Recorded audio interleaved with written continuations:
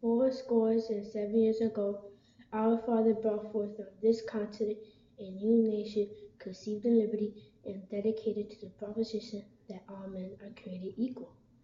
Now we engage in a great civil war, testing whether that nation or any nation so conceived and dedicated can long endure. We are met on the great battlefield of that war. We have come to dedicate a portion of that field as a final resting place for those who gave their lives that nation might live.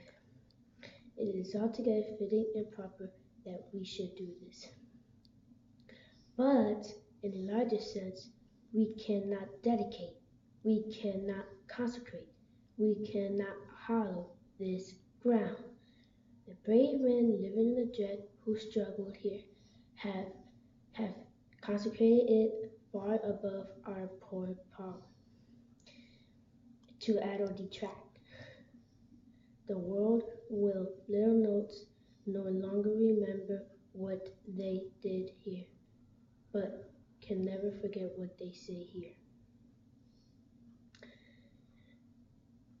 It is rather for us, the living, to be dedicated here to the unfinished work which they who fought here have thus far so nobly advanced.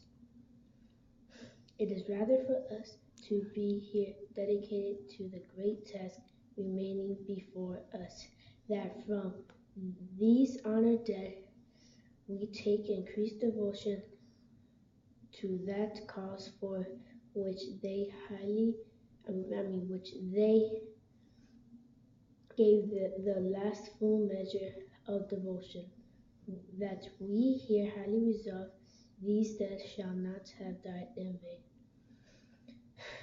that this nation shall have a new birth of freedom, and that government of the people, by the people, for the people, shall not have perished from the earth.